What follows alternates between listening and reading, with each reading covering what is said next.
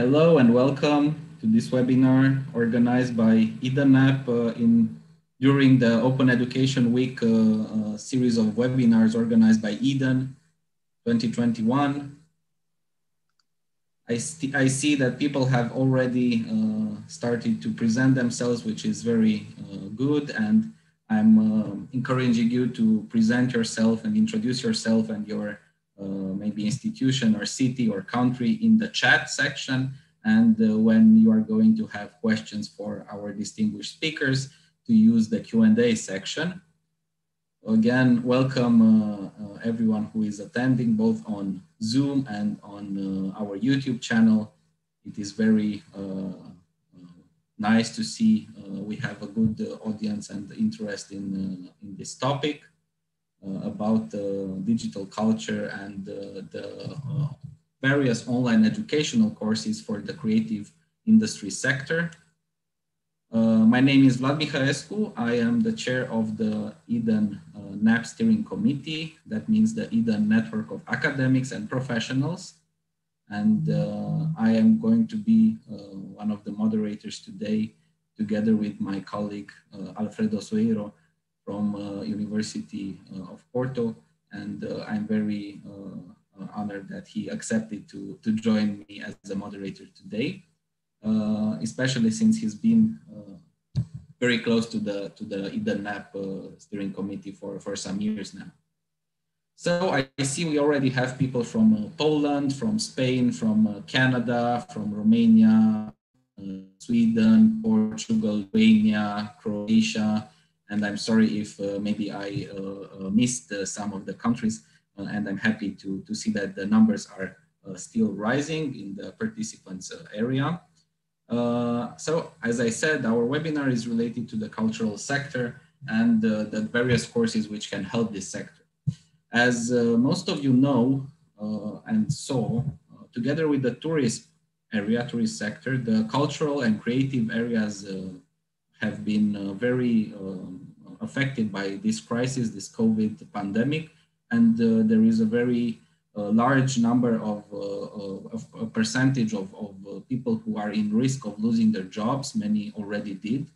Unfortunately, the effects can be long lasting because there are many factors related to drop in the purchasing power, the drop in tourism, and also the reductions in public funding for culture, because now there are other areas of emergency where public funding is needed.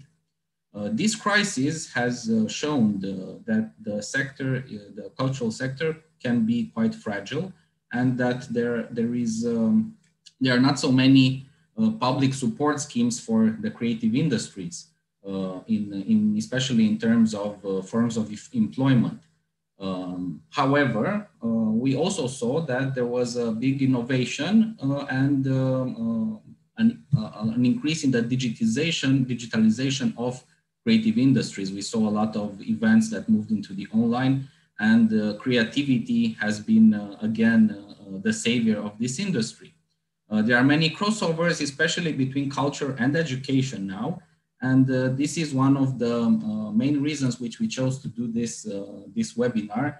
And the hope for the future is that after this period finishes, there will be a very large opportunity for creative industries to reinvent themselves and be reborn, so to speak, from this unfortunate this difficult period.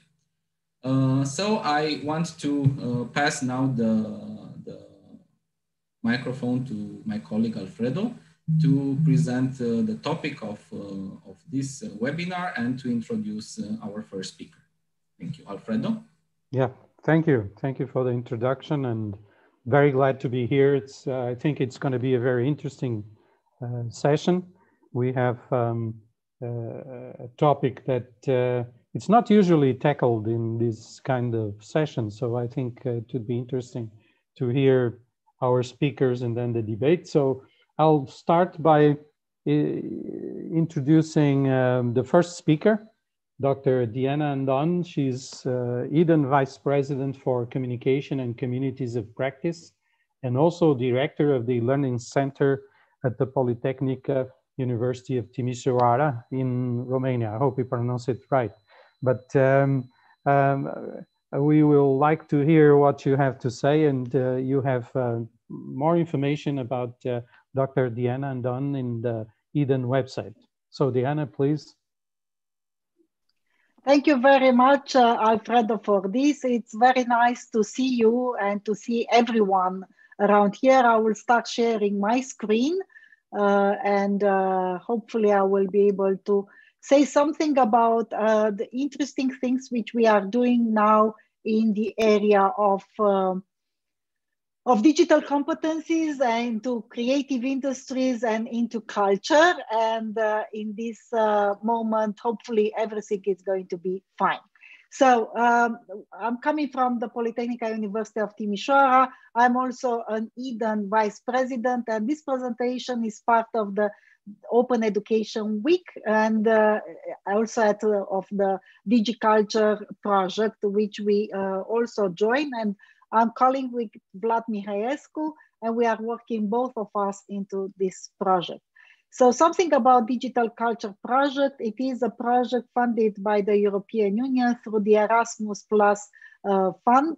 And the idea is to improve digital competencies and social inclusion of the adults in the area of creative industries through a series of courses, open educational resources, and also support. My university is a very large university in the west corner of Romania, in Timisoara, in a city which is going to be in 2023 European Capital of Culture. And this is the main idea why we wanted very much to train into digital competencies all the cultural and creative industries stakeholders here in our West Romania. What is creative industry? I'm pretty much aware that everybody knows about them, but very briefly, I wanted to mention them. So it's also advertising and marketing, mass media, but also culture, arts, film, television, museum, galleries, libraries, and a lot of performing arts. We also think a lot about the creative creators. It's a lot of research started with Friedman back in 2008. And we have done several research since 2012 about the creative creators, those which are able to use creativity and use strategic approach to creativity as to enhance also their lives, their, product, what they are doing, their companies, their institutions, and everything around them, by knowledge sharing with the support of technology and also adding the extra touch of the creativity. We are looking at the digital competencies from the point of view of the European Union, the famous DICOM 2.1. I will not insist over it. All of our courses are looking at the 8 digital competencies, and we've done extensive research to find out what is exactly needed into the digital competencies as to be able to ask and to find the right courses and the right technologies and tools and application to support the creative industries to learn about them. This is the famous swimmer, and I will leave now my colleagues from the DigiCulture project to say something to you.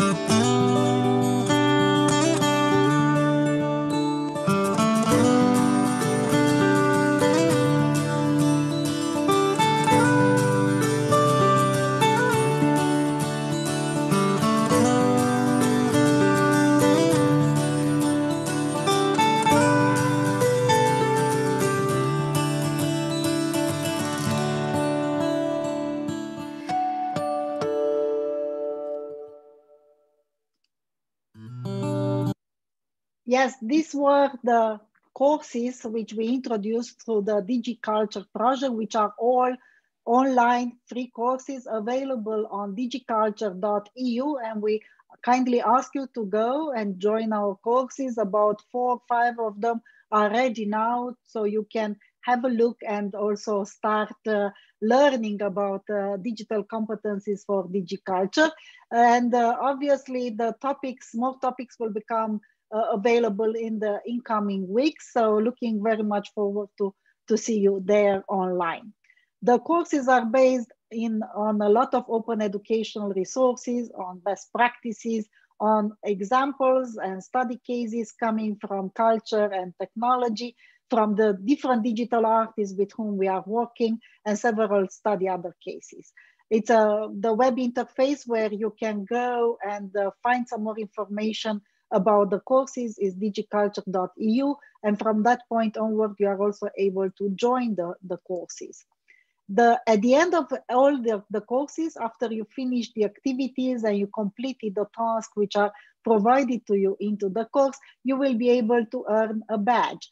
The badge, the open badge, is a digital certificate which is validated through EDEN and other associations like Culture Action Europe also, and you will be able to share that in different other social media platforms, and also to print it, because we developed several models of certificates which you can also save and print.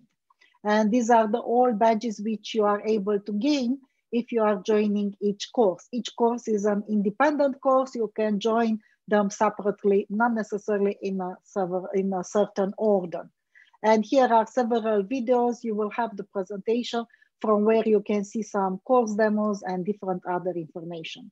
This project is followed now by another project funded also by the European Union through the Erasmus Plus project, which is looking at how to enable open training on creative and cultural entrepreneurship, which is called TRACE, where our university is joining other universities from Europe in trying to develop a new approach to cultural entrepreneurship. And also another one, which is looking at the augmented reality introduced into culture and into engineering education. So we are trying very much to approach the STEAM, which is science, technology, engineering, arts, and math, with augmented reality technologies.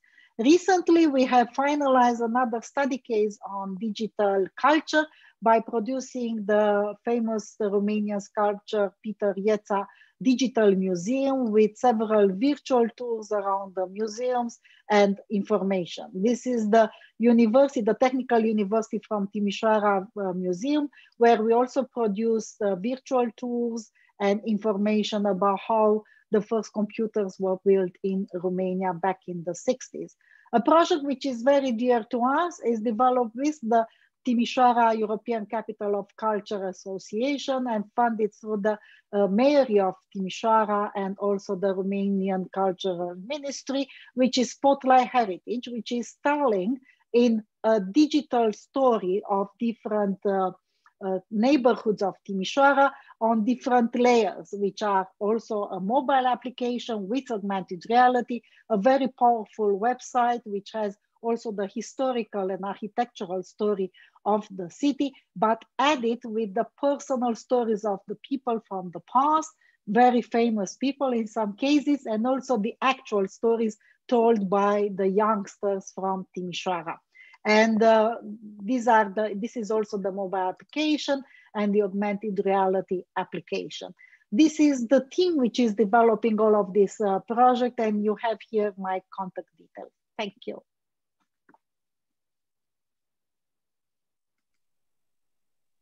Thank you, Diana. I think we'll have the questions at the end. So I'll start with the introduction of the second speaker, which I know from working with him in the internet on the MOOCs project, but I never met him even on a video conference. But it's Dr. Achilles Camers. He's a professor of pervasive and global computing systems at the Elecnic Open University. And I'll give the floor to Dr. Achilles Cameas, and we are looking forward to hear your presentation. Good evening, good afternoon to everyone, and thank you for having me in this workshop, in this event. I am going to, okay, I managed to do that. I am going to present you to give you two presentations, two short presentations. One will be about the MUSA project that you already heard of. And this is one of a very important project that we concluded about less than a year ago. It aimed at training museum professionals into helping them acquire digital competencies. And then I will say a few words about some other projects that we are currently running with my group. So I'll start with the MUSA project. The MUSA project targeted the museum professionals, and our aim goes to facilitate them into acquiring digital competencies. We designed new 4 emerging job role profiles, and for each profile we decided a training curriculum, and then we implemented a 3-stage training course for each of the profiles using an online training course. We used, the first stage was composed of a MOOC, and the second stage contained e-learning, blended learning, and the third stage was workplace learning. In our project, we combined frameworks of digital competencies like DigiComp that was already mentioned in the previous presentation, but also ECF. And we set up communities of practice in each country who are still active even 1 year after the end of the project. So in the first stages of this project, we made extensive research with museum professionals, museum directors, and other stakeholders.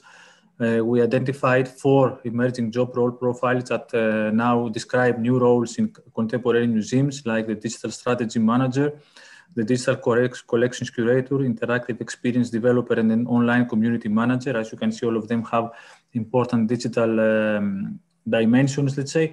And we described these profiles using a combination of digital skills and transferable skills.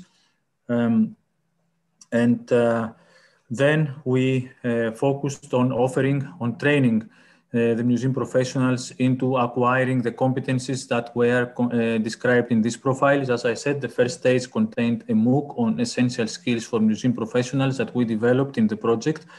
And then in the second stage contained 4 specialization courses, 1 of each profile. The MOOC combined the, let's say, common competencies for all the profiles. We're talking about digital and transferable competencies here. And in the specialization courses, we had allocated more specific competencies, again, digital and transferable, that were more related to each of the profiles. The duration of the MOOC was 8 weeks, and in total 8 hours of learning. We required 8 hours of learning. We taught 22 competencies coming from ECF, DigiComp, and 21st century skills, the transversal competencies. While for the specialization courses, there were 4 courses running in parallel. In total, 42 competencies in all of them. Again, the same combination. And the entire duration of the specialization courses, including the work-based learning, was 6 months. So in total, the whole training lasted about 1 year. Here is the structure of the MOOC, and you can see the competencies. Each week we had 1 ECF competence and 1 or 2 DigiCom or transferable competencies.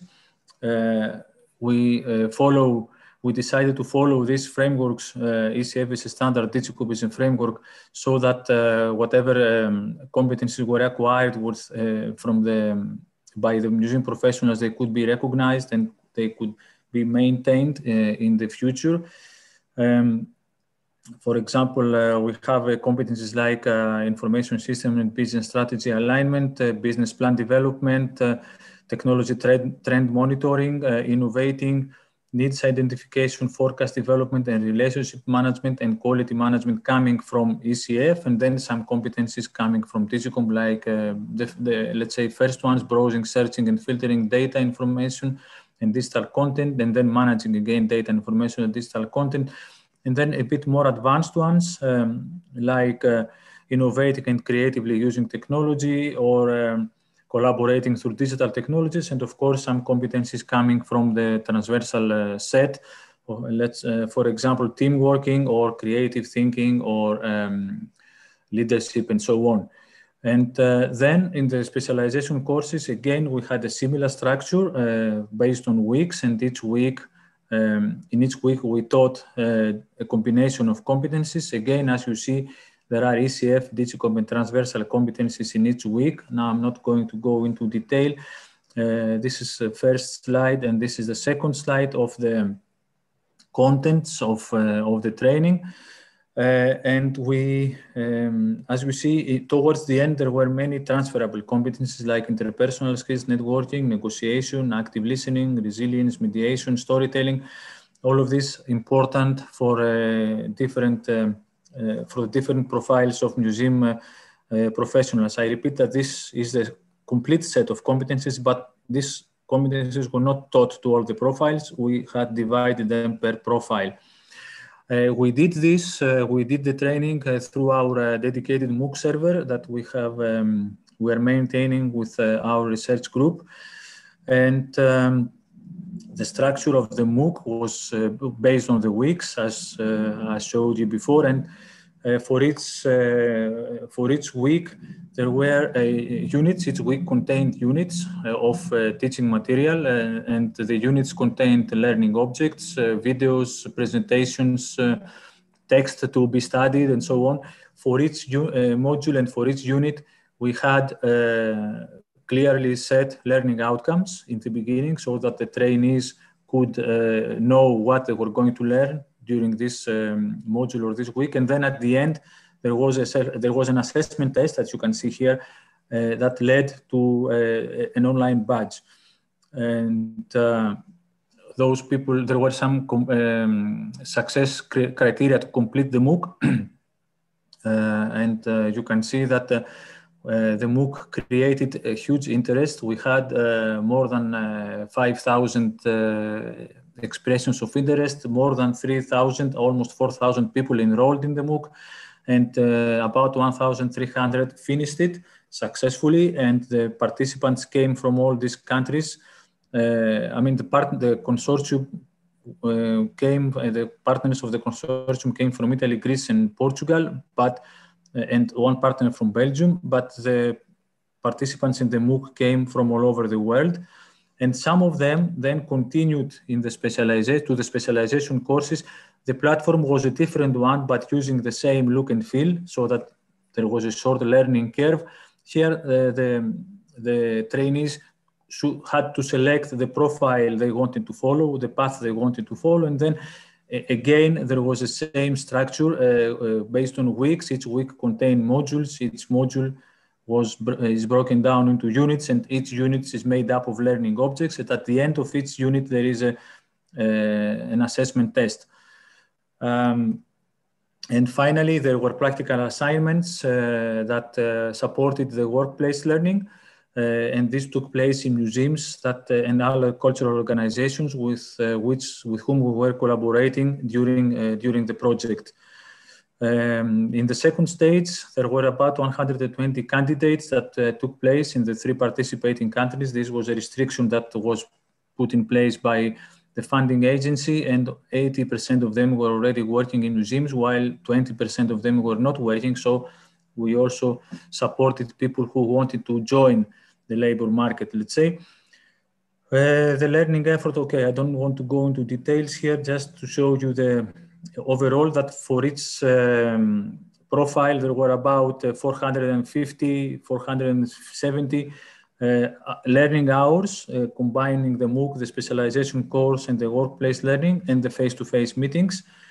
A huge number of learning outcomes were included in these trainings, about 600. And they were divided into the 4 profiles. The assessment of the learners was very high about for this MOOC. They were very satisfied. About 83% of them completed successfully the MOOC, and they were very satisfied of what they saw, the content and the whole training process. And I have to tell you that still the communities are active in the different countries. Already we had a meeting the other day talking about how we can continue with this effort. And to close this presentation, MUSA is a unique example of combining ECF with Digicom and transferable skills. That is why it has been included in the Digicom user guide as one of the best practices. This is a publication of European Union. You can find more about the project there. And this concludes my first presentation.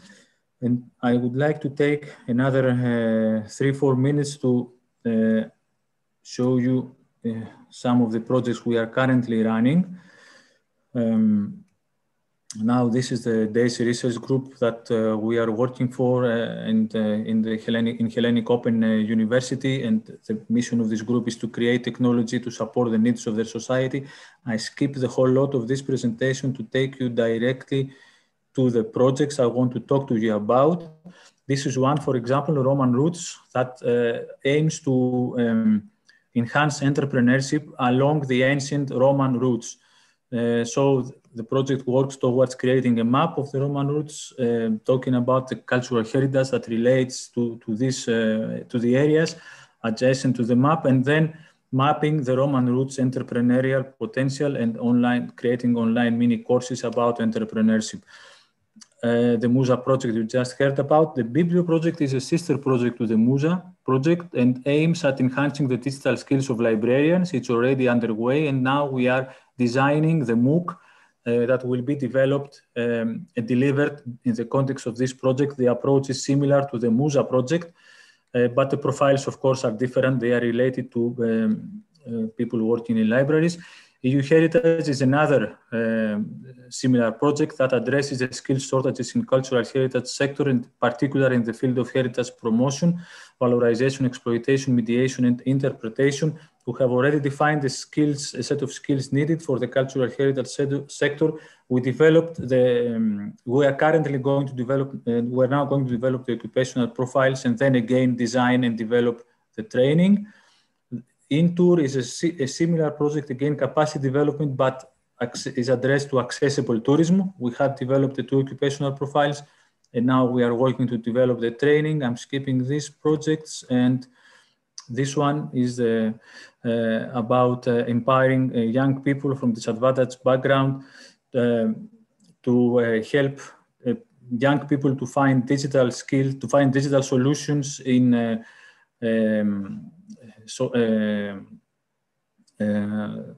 societal issues, but through hackathons, through academy laboratories. This is a project that relates to the digital valorization of cultural heritage. Silver, it's now going to deliver the online training. We have ready the MOOC. We have developed the MOOC. And finally, this is a project we are coordinating. It's about training archaeologists in use of digital technologies during excavation, and in this way making the excavation part of the training course in the university. I think I've said everything. This is where you can find more about our research group and the projects we are running. Thank you very much for your time, and I hope you find these projects interesting. Thank you. It was really a great overview of the things that can be done and that you are doing. So thank you very much for the presentation. We will follow with the third speaker, Dr. Isabel Crespo from the European Education. I hope that you can explain. I've looked in the web, but you better explain what it is, the European Education, and what it does. And she's been working in designing hybrid spaces with cultural heritage. So Isabel, the floor is yours. Not the floor, now it's the screen. I'm sorry.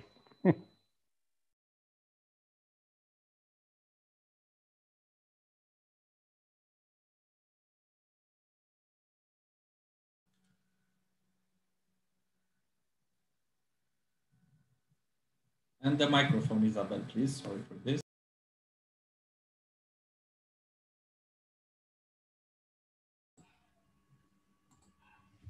Sorry for this, a little bit of mess. Thank you very much, Alfredo, for the introduction, and good afternoon, everyone. I'm a bit the outsider. I'm not a professor. I don't have a PhD, but I'm still really happy that you invited me to explain a bit what Europeana is and what we do in education. It's starting to be a bit complicated to define what Europeana is and what we do. Because we are widening our services and tackling many different domains. But in short, Europeana mission is to unlock cultural digital treasures, put them online, and make them available for everybody to enjoy, either for research, education, or creative industries. We are an initiative funded and founded in 2008 by the European Commission. And we are mostly known for developing, running this platform, Europeana.eu, where you can find over 50 million objects drawn from galleries, libraries, museums, archives all over Europe in a huge array of content, of diversity formats. You can find videos, you can find images, sound recordings, manuscripts, newspapers, you name it. But most interestingly is that 20 million of those 50 have open licenses and are suitable for reuse, either for research or education. These beautiful faces that you see here are Europeana staff members. We are at around 60 people from 20 different nationalities, most of them coming from Europe, from the European Union, but also from other parts of the world. Europeana initiative core services are run by a foundation which is based in The Hague, the Netherlands. We are currently working remotely, as many of us, but hopefully we can meet soon in our offices. Europeana Foundation, Europeana Initiative and the Europeana platform wouldn't be possible without the contribution, of course, of thousands of institutions all over Europe, ingesting and integrating their data in our platform. We don't work with these 3,500 institutions individually, as you can imagine, because 60 people it wouldn't be feasible. But we do work with aggregators. Those are normally based nationally, are country-based, and they work with their own cultural heritage institutions to create this workflow to ingest in Europeana. They also collaborate with us in European projects, are close partners to Europeana. Those institutions, of course, are represented by individuals, professionals who are advocating to democratize the access to culture, to open up their collections, to make them available in their own platforms, but also in Europeana website. We have currently more than 3,000 members in Europeana Network Association. Europeana is kind of an ecosystem. That's why it's getting a bit more complex to describe Europeana, because we have the initiative run by the foundation, but we also have those professionals, volunteers in an association,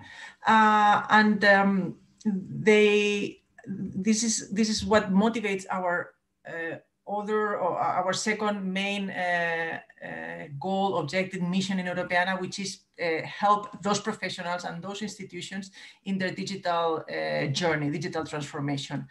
To help them to that end, we are offering frameworks, guidelines, case studies, best practices, capacity building, training, webinars. All these resources are free, open, and available in this other platform, pro.europeana.eu. And everybody is, all these professionals are organized in special interest groups, communities, we call them. Can be for communication, for impact, copyright, tech, research, but also education. This is the community that I represent with other steering group members. It's free of charge to be part of this association, and you can benefit, join, enjoy many different privileges, benefits that you can, if you have your phone, you can scan the QR code and you can access directly to the form to take part of the association and see the different ways of getting involved. It might be knowing and participating in European projects, know about funding opportunities, meet your peers, like-minded people, but also have a say in the European governance. There's a members council and a members board elections every 2-3 years. The mission of this particular community of education is a connect formal and informal education, is to strengthen the cultural heritage and educational sector. This is for obvious reason, but it became clear since last summer. I should tell you that Europeana was founded in 2008, but the initiative in education has been running for 3 years, over 3 years. So it's still young and we are learning and doing things on the way. But last summer we had several conversations with professionals in our network. The situation was quite critical. Everybody with their doors closed, trying to move their activities and operations overnight to the digital environment. So we decided run a survey with NEMO. NEMO is the European Network of Museum Associations. And it was a survey especially addressed to museum educators, but open to other non-formal educators, professionals. And the idea or the main goal was to understand to what extent they had digitized their collection and how they were using their digital assets for that purpose, and also which were their training needs.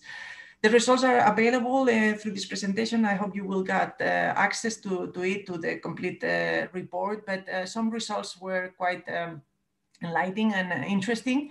At around 70%, they had their collections digitized, which was quite an interesting number, but they didn't necessarily use them for educational purposes. They mostly used those digital assets for creating virtual exhibitions or for their social media campaigns, but rarely to create lesson plans, learning material to engage with the schools and students online.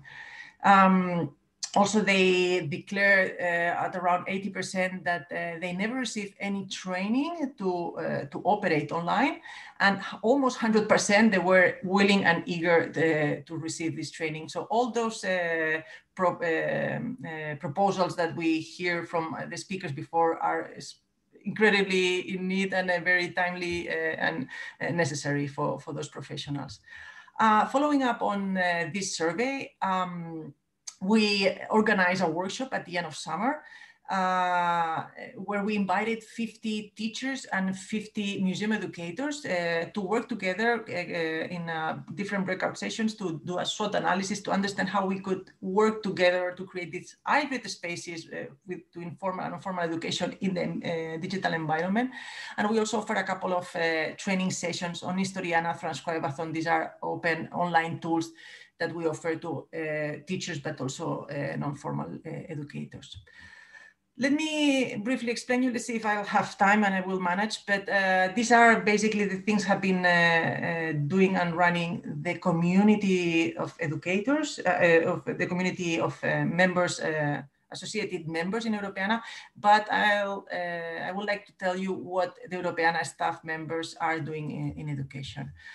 Our main goal is to promote the use of digital cultural assets in formal and informal education.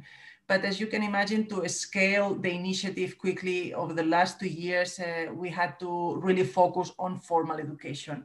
To that end, we decided to create partnerships with ministries of education, but also with associations and networks at the European level, like European Schoolnet and Euroclear that I'll mention in a second, but also with the industry, with those software developers, entrepreneurs who are using our content to create new innovative pedagogical products and services.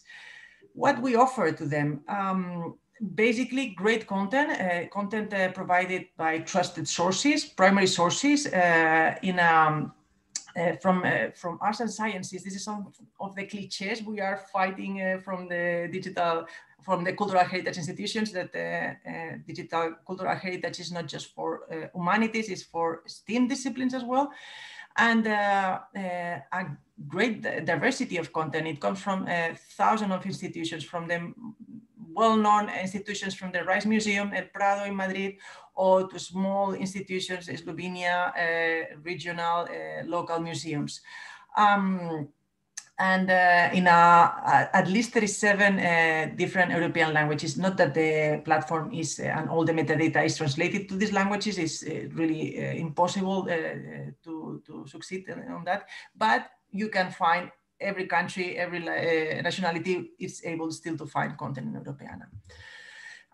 One of our main partners, as I just mentioned, is European Schoolnet. This is an initiative of the European Union as well to foster innovation in the classroom, in primary and secondary.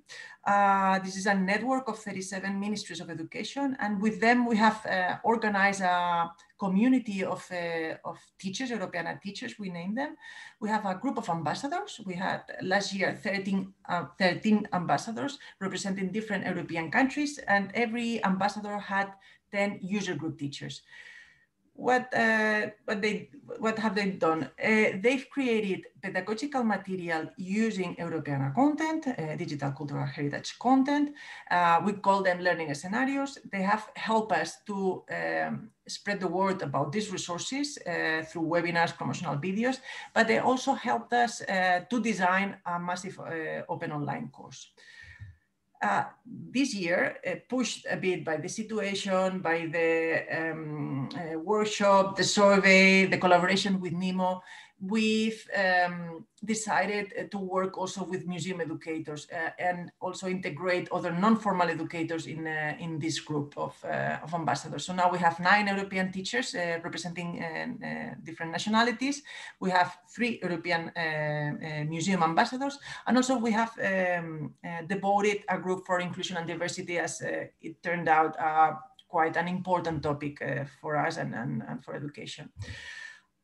This is just an image of what is a learning scenario. This is kind of a methodology by itself. It's a ready-to-use resource where we explain step by step how to implement a lesson using digital assets, not just digital content from Europeana, but also digital tools.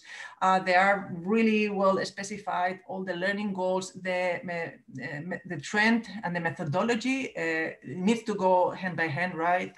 New content or digital content with new innovative pedagogies.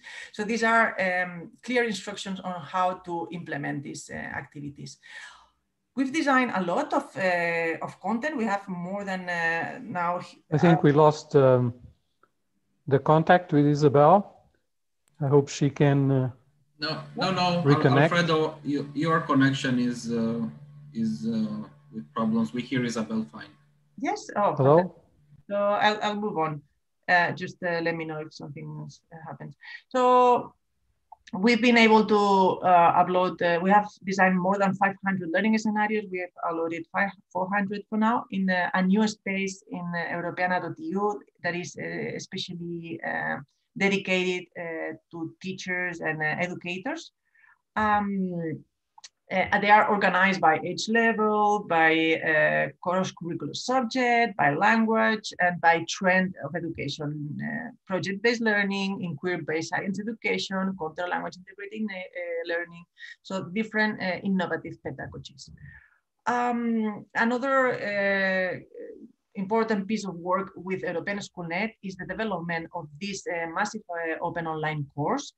This is the 3rd year that we are running this MOOC with great improvements. This year, it's starting on 15 March. And this is a MOOC designed by teachers or by educators in this occasion to help other educators to integrate digital content regardless the subject they teach and the setting they use, being in the classroom, being on distance, or being in a museum or library environment. So This is, I just wanted to show you a few numbers of, because of previous MOOCs, we are building in the work success of previous editions. The previous MOOCs were mainly focused on compulsory education, on teachers. This has, we are switching a bit our strategy now. But we always were, the last two MOOCs, we were at around 37–40% completion rate, which is above the 10% average of other MOOCs. So this gave us a bit of a sense of how the MOOC was performing. But also a good sign for us was that at around always 90% of participants felt more confident on using digital cultural heritage in their practice. Because the last year was quite successful. The second year of this MOOC, we decided to offer it in different European languages, Portuguese, Spanish, French, and Italian, with interesting results as well. These are just pictures of students implementing some of these resources in the classroom as a proof that digital assets, the perfect setting should be blended education, because now for the circumstances we are pushing on the distance learning, but we've been proving during the last 2 years that is perfectly, it can be implemented into the classroom as well. I don't know if I can go on, but if you give me 5 minutes more, I can go through another interesting partner, which is Euroclio, which is the European Association of History Educators. Otherwise, you let me know.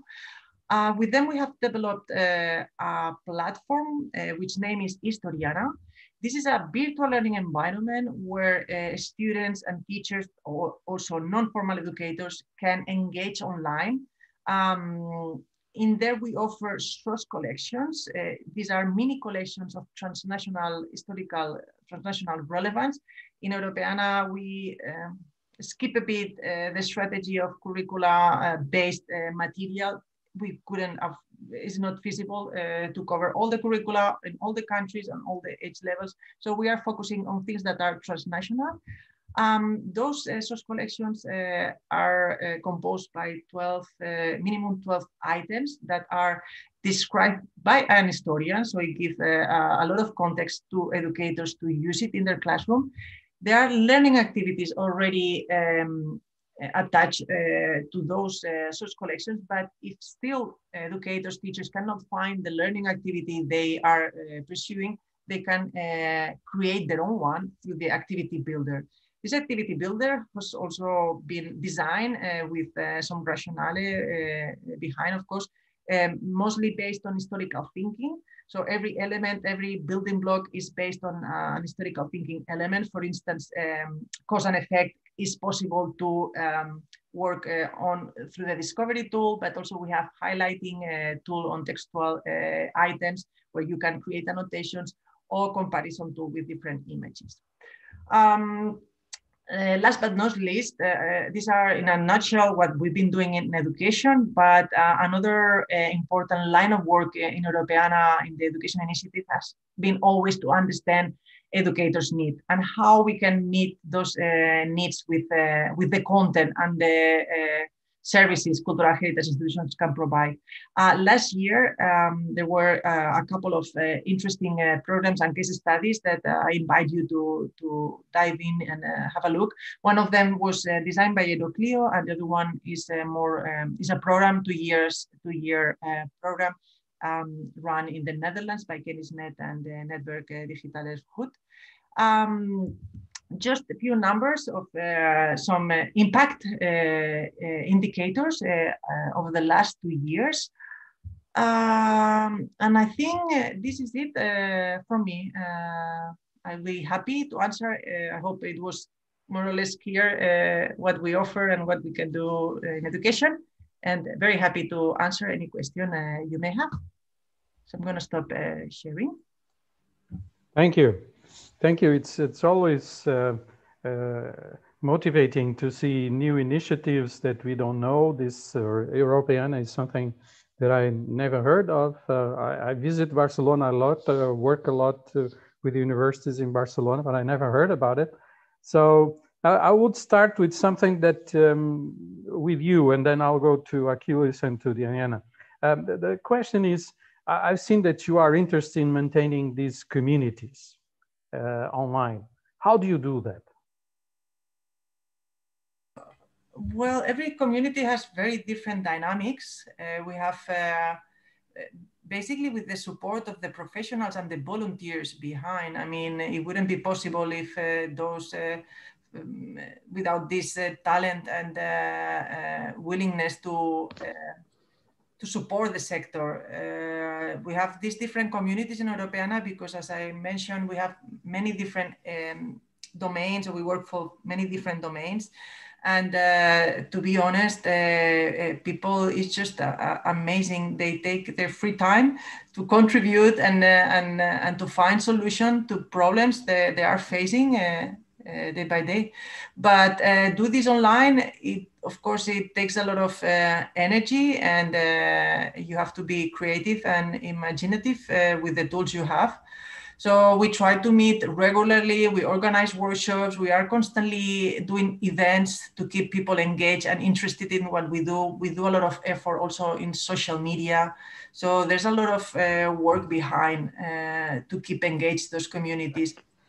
But I would say that one of the keys of success maybe is to really give them the floor, let them participate, have a say, be really active in what we do. Otherwise, a very flat conversation, it wouldn't be useful or make sense. Thank you, Isabel. Thank you for clarifying. I'll give the screen and the mic to Vlad, so he is going to make a question. Go ahead, Vlad. Thank you. Thank you, Alfredo. My question is to all the speakers, and we can start with Diana, for example. So I was telling at the beginning of this session about the struggles of creative industries. And I was also saying that one of the means of reinventing this sector after the period of the pandemic is through digitalization. So my question is, how important is digitalization and the improvement of digital competencies for the cultural sector? Diana, if you could give the first answer, please. I certainly believe it is very important. I think mainly now it's even more important because this last year has proven that those even freelancer artists or cultural institutions or cultural, people or museums and galleries who had a cultural and digital interface were able to survive much easier. It was easier for them to go around and have a look at what you can do with technology. But for this, as I always say in digitalization, you need three things. One is obviously to have the technology available. So you will need to have infrastructure ready to go online. And it doesn't mean only a simple website or a mobile application. It will mean even more like augmented reality or virtual reality, virtual tours of your museum, of your gallery, of your artistic shop, or explanation on how you paint or how you sculpture something, or settings on how to broadcast an opera show or a play somehow virtually. That needs to be there. Then you need people who are aware of what they are doing and how they are doing it. For this, you need certainly digital competencies. And digital competencies nowadays you can gain, probably not so easy, but still you can do it and do it for free. The MOOCs courses, the Europeana courses, the digital culture courses, which we launch and which are going to be also available not only in English, but in 6 different languages like Romanian, Italian, German, Lithuanian. They are really helpful, so they are really ready, available, and you just need to go and get them. So that's the thing which I always encourage them. And third, you will need really a vision. And for this, you need visionary people. And the examples which we gave today, they are just some examples which you can do with vision. Like we had the Spotlight Heritage, and instead of doing opening in situ in the Banat Museum, in the historical museum, we done it in different locations, on streets, in the museum, live as a webinar, and it attracted thousands of people, and a lot of people seen that. Then the Yeta Museum, you know, we made it fully virtual. Nobody was able for a year to go there. Okay, we make it virtually and people go and see it. And even more people were able to see it, people from other continents which can't do it. So with freelancers and institutions, digital is your way now. And I will strongly encourage you to mix. I would love to see plays and operas. I've seen some of them in the past, but even more are possible, where images from Europeana, where images from other cities will be brought up with augmented and virtual reality, even for an in situ location and show. So is that... Thank you, Diana. Yes, I was looking for the button for the microphone. Thank you so much. Let's see if we have different opinions, maybe from Achilles, or if he goes with the answer in the same line. Achilles, please. In MOOCs, we took, let's say, a longer-term perspective. We adopted a longer-term perspective. We didn't know that the pandemic was coming, and the project finished actually before that. Well, actually, when it was starting. And our research showed, which was a long-time research actually, because we had started in a previous project, so it was a research we were doing for about 3 years, showed that almost all profiles in the digital, in the cultural sector have to be augmented with digital competencies. This is what we try to do in MOOCs for a specific sector, for specific profiles. And in the end, we designed new profiles adding these digital competencies. So what we proposed and what proved to be very successful in practice, judging from the huge number of registrations we had in the MOOC and for the great interest we have now after the end of the MOOC. And here I'll make a parenthesis to answer, to contribute to Alfredo's question, the previous question about the communities of practice. In MOOCs, we created a learning community of practice, a learning community, let's say, but then it sustained itself. The community is now in the 3 participating countries, because in Belgium we only had a partner that did dissemination, but in the 3 main partner countries of the project, the communities are sustaining themselves now, either in Facebook or through Epale or using other means they have found, and they are putting now back pressure on us to deliver again the training. They liked it so much. So closing this, the success of the trainings we offered shows that there is a huge need for there is a gap actually that we have to fill by adding these digital competencies. And now if I switch my hat from the MOOCs coordinator and university professor to the chair of the board of All Digital, which is an international European network of organizations that offer trainings on digital skills and the development of digital skills. Well, here we see many policy papers that have been published lately by European Commission that mention explicitly the need to develop digital skills in all the sectors and the activities, the actions we have to do towards them. In All Digital, we already host 2 European communities of practice with huge activity going on now. One is about the evolution of Digicom from version 2.1 to version 2.2. I'm saying this because Digicom was already mentioned in 2 of the 3 presentations here. And the second one is the community of practice that will lead towards this European Digital Skills Certificate that is contained in the Digital Education Action Plan. And this should also be of interest to the cultural sector and to every sector, actually.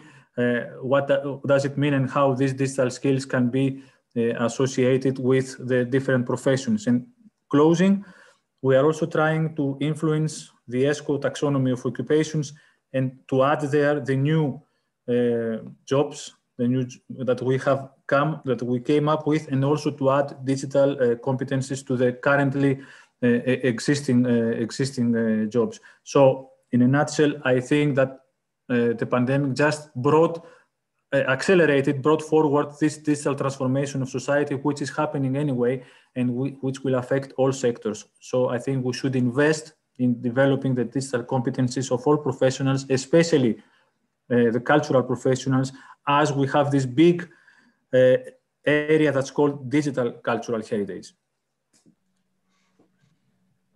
Thank you, Achilles. Those were very valid points, and I couldn't agree more. I love to see that both you and Diana, highlighted the most important, most relevant benefits of using these digital competencies in the cultural sector, and not only in this sector, as you mentioned, Achilles.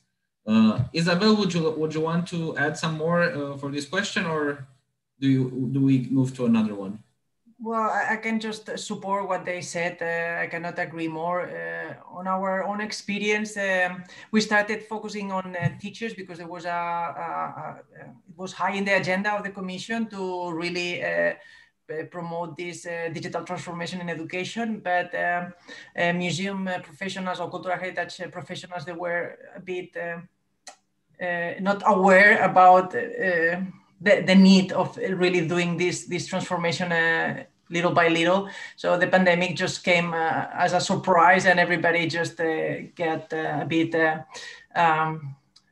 naked, and lacking resources and the way of moving and operate digitally. Just also in relation with Diana mentioned, there's always this worry that, look, we have to create new applications, we have to do a lot and a lot of ICT infrastructures, but there's already lots of resources open out there that you can take advantage and you can use for capacity building and training. This is something that we always try to mention in presentations, like we don't have to start from scratch. Also, you have to think about the sustainability of the projects, because sometimes you have funding for creating a platform, but nothing else. And create content and create a platform and create resources needs this Achilles long-term vision that he mentions, because otherwise it's also taxpayer money that can, that we always we can not take advantage or lose. But yeah, definitely I support Achilles and Diana in their arguments. Thank you. Thank you, Isabel. I would ask one more question, if that's okay with you, to all of you. We discussed a lot about courses for individuals, and I think these courses address more the self-employed and people who need a reconversion of their activities or want to improve their activities. But I didn't hear. I heard less speaking about courses or education for a whole organization. We have whole circuses who are just vanished because they cannot travel anymore. We have galleries, art galleries that cannot function anymore without people coming there. Do you see something in the future in the respect of education for such organizations in the cultural sector? The question is open for any of the speakers, so feel free to jump in. I will start then, just to keep the same order, probably that's easier. I will suggest to go to the MOOCs course, and I also ask Achilles in the name of the others stakeholders to start again the course, even probably make it self-paced, so quite a lot of people to be able to join. But I see more of this as guides. I believe a lot that if you give very simple structured guides on how to do things and deliver this to major stakeholders, is really helpful, because quite a lot of them, probably they've seen, they know, but they're just afraid of going and doing it because they are not aware what sort of technology you need, what sort of skills, how much time, how many resources you will need. And sometimes it's not that much. You don't need that many resources to be able to do it. A lot of them exist there. So this is why, guidebooks, and not books, but simple guides and even infographics on, okay, do you want to do to open your gallery for people? This is what you will need, this sort of cameras, this sort of, 360 cameras and this platform, and just go and do it. And probably simple things like that will help a lot of people in the near future. Let me follow up, Achilles, because I would like to thank Diana for this request, and tell you that because we received too many requests of that sort, we are now working on, let's say, we are processing the MUSA course, and we are going to create a set of micro courses that will lead to micro credentials based on the MUSA course. I think this is going to be even more useful for those who will attend them. And this is going to happen this year, so you will hear from us again shortly. We are sorry that we've been away for 1 year, but the administrative burden of closing the project was too big, too high. But now we are over that. This is finished. We got a really good mark, and we are proceeding now with the next stages. Now, in this project, we had foreseen the profile that was called Digital Strategy Manager, and I think this is what is needed to be included in the cultural organizations.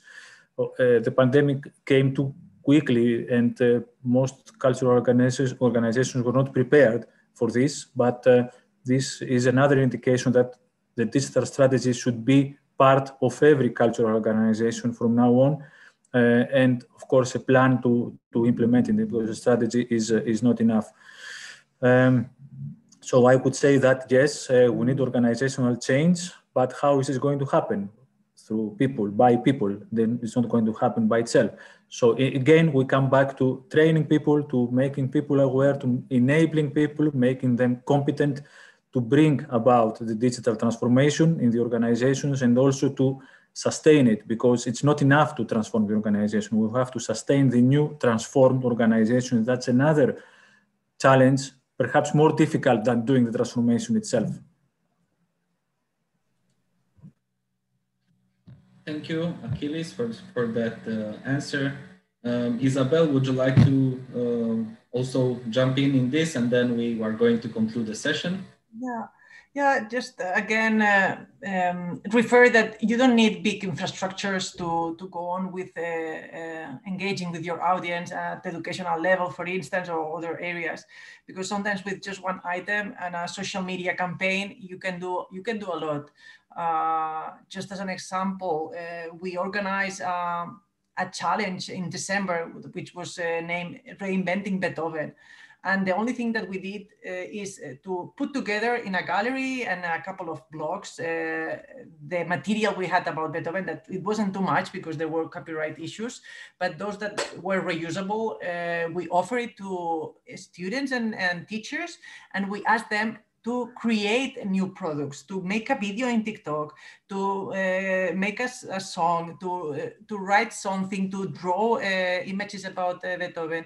And this was just finally shown in a Padlet, and the students could just vote.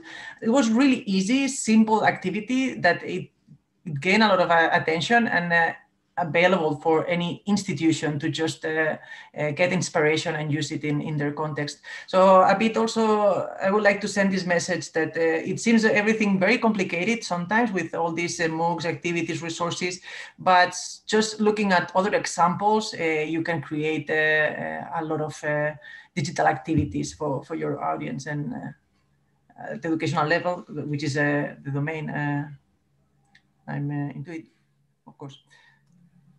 Thank you so much, Isabel. May I jump in again and say something, because I'm inspired from what Isabel just said, and I also am inspired from what Diana said in the beginning. She spoke about STEAM education. I think STEAM education should be taken very seriously into consideration, because it's our vehicle to invest in the future, to shape the future, let's say, to bring young people into this collective way of education, that in which arts should play an important role. We are now coordinating projects about STEAM education and educators. We have created the competence profile of STEAM educators. We have established a community of STEM and STEAM educators, but I have to tell you, I'm sorry, there are no policies about STEAM education. We didn't find, and Romania is one of the participating countries actually in this project. We didn't find policies in Europe about STEAM education. We find a lot about STEM, but not STEAM. The A is missing. We need to work to bring the A into the picture.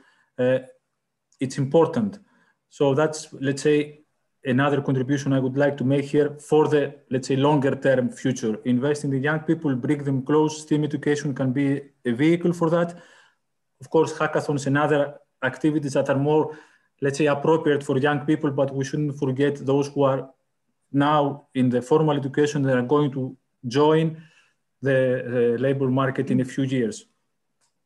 And imagine that this is only us engineers who are promoting this. So how it will be if we will be joined jointly by others, not only us engineers. So, you know, it's us coming. I know quite a lot of people say, what on earth are these doing, these computer scientists and engineers in culture and art? We love culture and art.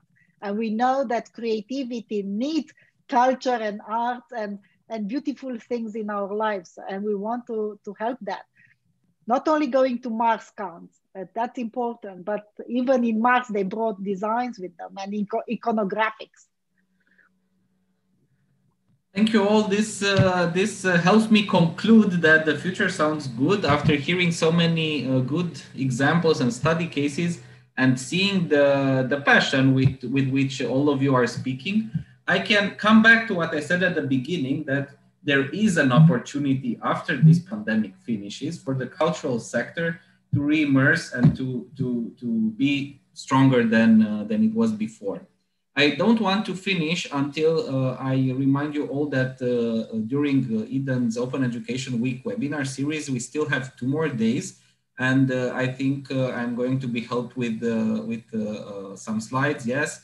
So, okay, today also we have the Eden chat session on Twitter. After this session ends, look for the Eden chat hashtag, and you can join some interactive question session for half an hour.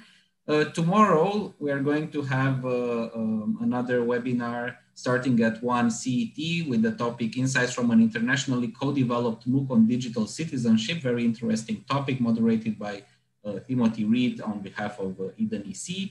And on Friday we are going to have another webinar. Okay, I don't have it now, but I think our colleagues already posted from the Secretariat the link in the chat for the whole week events.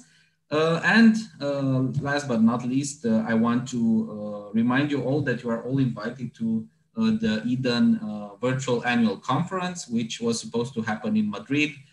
Because of these times, this also moved to the online, but we saw that virtual conferences have their benefits, and we hope you can all participate and share your work and research there. I want to thank our distinguished speakers for this session. It was very refreshing to hear something a little bit more different and creative from this point of view. And thank you also to my co-moderator Alfredo for joining this session, and for all of you attending. Have a good evening and see you on Twitter for the Eden chat. Bye. Bye-bye. Bye. Thank you. Thank you very much. Bye-bye. Thank you. Thank you. Bye-bye.